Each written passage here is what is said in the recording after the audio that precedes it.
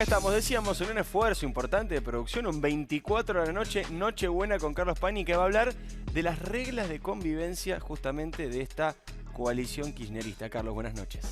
Será tan intensa la vida pública argentina este fin de año que en plena Nochebuena estamos hablando de política. ¿Qué te parece, Diego? Y la verdad que viene muy intenso todo y anticipamos un 2020 bastante intenso también, así que vale hablar de política. Bueno, cuando se anunció la conformación del gabinete y se despejaron todas las dudas sobre cómo iba a estar integrado el gobierno de Fernández, vimos la anatomía de ese gobierno. Ahora, con la aprobación de esta mega ley que salió del Congreso el fin de semana pasado y que se aprobó, se promulgó este lunes pasado, lo que vemos es la fisiología, cómo funciona este nuevo oficialismo. Y esto que llamamos algunas reglas o demarcaciones internas que plantean fronteras entre ellos, entre los distintos actores. Yo empezaría por una anécdota. Todos los esfuerzos que hizo Máximo Kirchner en la Cámara de Diputados para modificar artículos de la ley, sobre todo en una negociación con Graciela Camaño, que le iba pidiendo desde el bloque, digamos, del club que lidera Roberto Labaña, modificaciones para dar quórum y colaborar con la sesión para que se pueda aprobar la ley. Bueno, en muchísimas de esas demandas, de esos requerimientos para modificar artículos, Máximo Kirchner no tuvo éxito. Desde la Casa de Gobierno, desde el Ministerio de Economía le decían, eso no se toca, aunque sea Máximo Kirchner. ¿Qué quiere decir esto? Que Cristina Kirchner, su hijo, la Cámpora, se encuentran o se han fijado una limitación que es en economía no nos metemos. De hecho, Martín Guzmán, el ministro de Economía de Hacienda, el ministro de Producción, Matías Culfas, el presidente del Banco Central, Miguel Pelle, son gente de Fernández. Es cierto, no tienen el veto de Cristina que podría haber tenido, por ejemplo, Martín Redrado, que no puede ni empezar a correr por haber declarado motu propio, sin que nadie lo llame, en contra de Cristina en la causa donde ella fue procesada por Bonadío por el régimen de futuros del dólar en el Banco Central. Muy bien, quiere decir que hay una zona del gobierno, que es la zona económica, donde Fernández se ha reservado la autonomía para una receta que posiblemente no compartan muchos kirchneristas. De hecho, Axel Kicillof, por ejemplo, que ese sí es el funcionario, el economista, el intelectual, digamos, más gravitante en la cabeza de Cristina en materia económica, tiene diferencias muy grandes, hasta personales con algunos de ellos, como con Culfas. Tiene diferencias en el manejo de la deuda con Guzmán. Son diferencias que tiene desde que Guzmán venía a asesorar al peronismo disidente, mientras ese peronismo negociaba con Macri por el tratamiento de los holdouts. Quiere decir que el kirchnerismo duro, Cristina y sus acólitos, se abstienen en materia económica. Después vamos a ver qué quiere decir esto.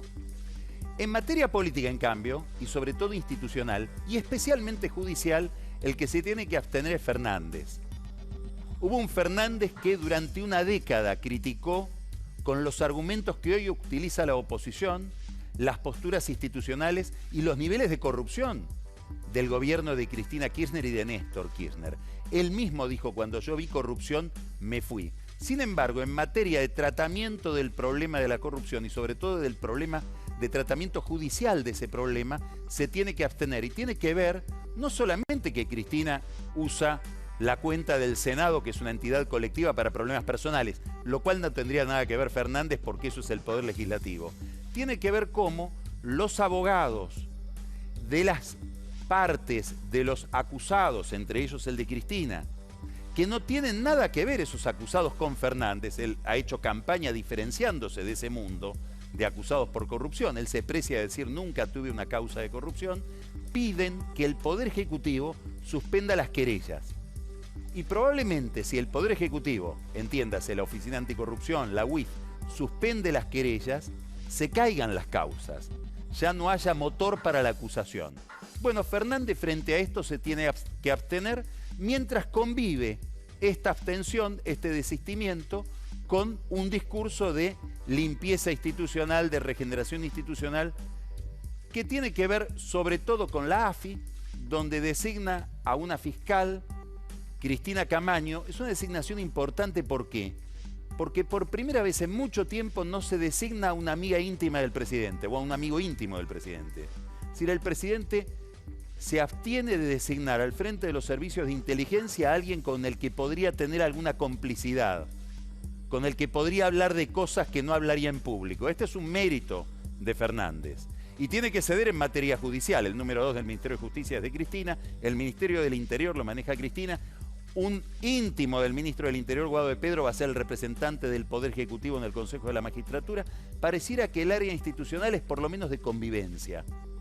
Ahora, para terminar de ver todo este mapa, hay que mirar también a la provincia de Buenos Aires.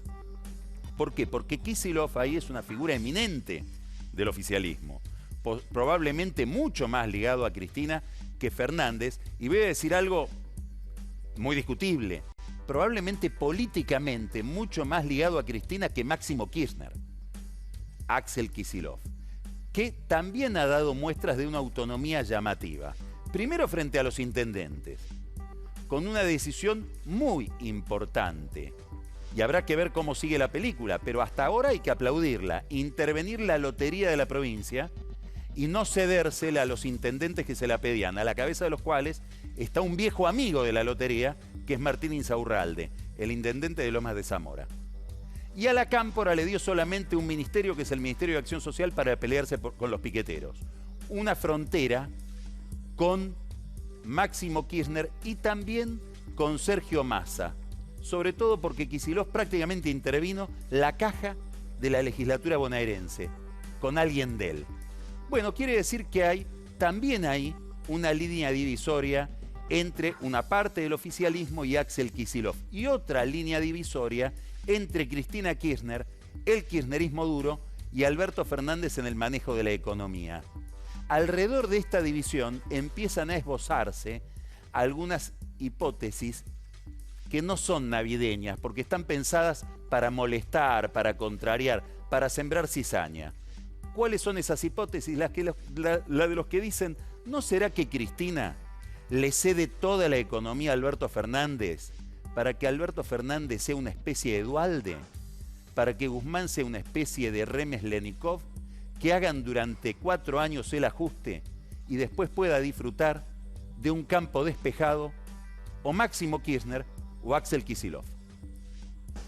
Bueno, hay un montón de preguntas sobre la arquitectura esta que estás describiendo, las reglas de convivencia y la nueva configuración, pero hay algo donde vos te detuviste bastante que a mí me parece que tiene un montón de cosas sin saber, que es la pata judicial. Sí.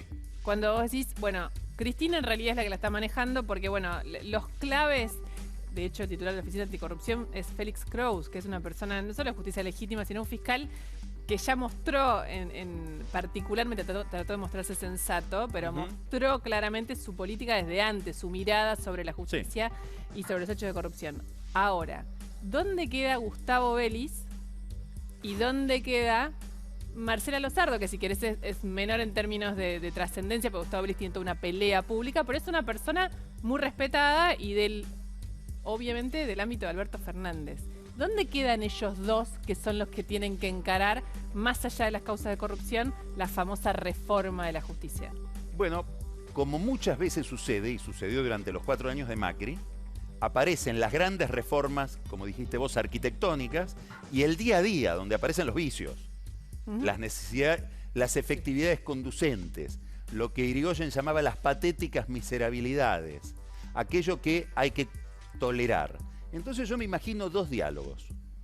Me imagino el diálogo laborioso, no quiero ser irónico, casi maternal, de Cristina Kirchner con Axel Kicillof, explicándole, por ejemplo, que todo este ajuste donde se le saca plata a los jubilados para pagarle a los bonistas, frente a lo cual Kicillof yo creo que se debe sentir incomodísimo. Hay que recordar toda la saga que él tuvo hasta en Naciones Unidas contra el sistema financiero internacional. Bueno, este paquete que acabamos de ver, la prioridad es pagar la deuda. Sobre el hambre de los argentinos, no, pero sobre el displacer de muchos argentinos. Habrá que explicarle a Kicillof que bueno, que esto es lo que se necesita ahora y que por eso está Alberto de presidente. Y Alberto Fernández tendrá que ser igualmente pedagógico con Marcela Lozardo, con la que tiene una relación tan antigua y tan estrecha, de tanta amistad y tanta sintonía que no creo que le cueste mucho explicarle, y con Gustavo Vélez, que es un hombre que a lo largo de su historia ha demostrado ser un hombre frente a determinados temas, sobre todo institucionales, muy intransigente.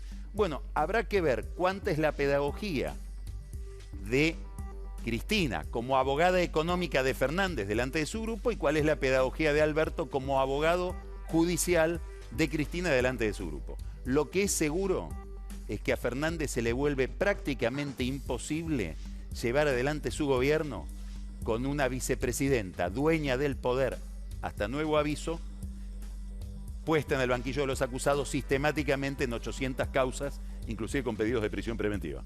En esta configuración del poder, Carlos, que estás mencionando ahora, ¿cómo crees que queda o cómo crees que pudo haber afectado la manera en la que se aprobaron las 9 emergencias y el contenido de esa superley que se terminó aprobando en tiempo récord?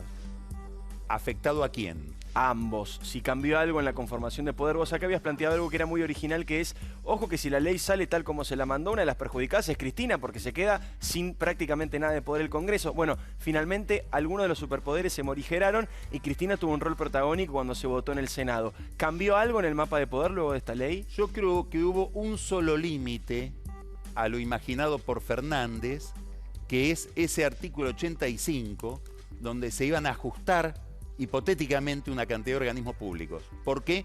Porque ahí están los sindicatos del Estado que reportan a Cristina, no a Fernández. Fernández tiene mayor identificación con los sindicatos privados.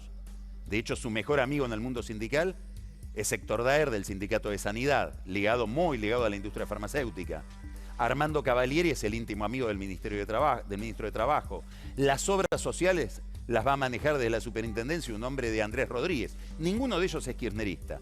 Los kirchneristas sindicales están ahí donde se sentían amenazados por el artículo 85 por la posibilidad de un ajuste que deje gente en la calle. Ahí parece haber habido un límite. Mucho más no le molestó, pareciera, el límite a Cristina, el límite sobre el Congreso, precisamente por lo que decíamos antes, porque la política económica te la cedo, Fernández. Entre otras cosas, porque te promoví para que hagas cosas en materia económica que a mí no me gustaría hacer porque desfigurarían, así piensa Cristina, mi legado frente a la historia. Ahora, en cuanto a delegación de poder, tratamiento express, contundencia en el manejo del poder, te voy a recordar, Diego, la frase de alguien que no estás obligado a conocer porque era alguien que brillaba en los años 70. Un gran caudillo del peronismo tradicional, un hombre de Perón, líder caudillo de la provincia de Corrientes, Julio Romero. Poder que no abusa, poder que pierde prestigio. Ahí está, Pañi. Espectacular. Espectacular. Una pregunta.